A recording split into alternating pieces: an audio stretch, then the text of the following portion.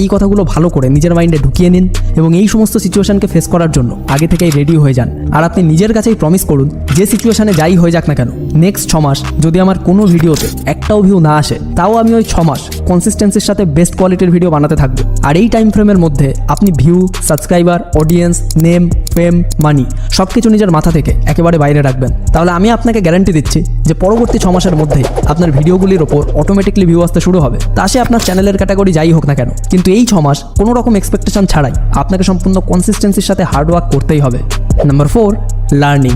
ইউটিউবে নিজের ক্যারিয়ার বানাতে হলে আপনাকে প্রত্যেক দিন নতুন কিছু শিখতে থাকতে হবে। কারণ আপনি যদি নিজের স্কিলকে, ভিডিওর কোয়ালিটিকে, নিজের নলেজকে ইমপ্রুভ না করেন, তাহলে আজ আপনি একটা ইউটিউব চ্যানেল গ্রো করে ফেললেও কাল কিন্তু অন্য কেউ আপনাকে বিট করে আপনার জায়গাটা নিয়ে নিতেই পারে। তাই আপনাকে অবশ্যই লার্নিং ওরিয়েন্টেড হতে হবে। আর যদি আপনি আপনার লিমিটেড নলেজের উপর বেস করে ভিডিও বানাতে থাকেন, তাহলে একটা টাইমের পর গিয়ে আপনার ভিডিওগুলো কিন্তু একঘেয়ে লাগতে শুরু করবে। তখন আপনার অডিয়েন্সও আপনার ভিডিওগুলি থেকে বোর হতে থাকবে। আর এই কারণেই প্রচুর চ্যানেল বর্তমানে কিন্তু একেবারে ডেড হয়ে গেছে, যারা একসময় কোনো একটা ক্যাটাগরিতে টপ চ্যানেল হিসাবে পরিচিত ছিল। তাই সব সময় নতুন কিছু শিখতে থাকুন আর নিজেকে এবং নিজের স্কিলকে ইমপ্রুভ করতে থাকুন।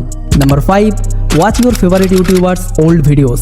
এই টিপসটা শুনতে অনেকের কাছে আজব মনে হলেও এটা আপনার ইউটিউব ক্যারিয়ারকে কিন্তু নেক্সট লেভেলে নিয়ে যেতে পারে। তো আপনি যে ক্যাটাগরিতে আপনার চ্যানেলের নিচ সিলেক্ট করেছেন, সেই ক্যাটাগরিতে অলরেডি টপ পজিশনে থাকা আপনার ফেভারিট ইউটিউবারদের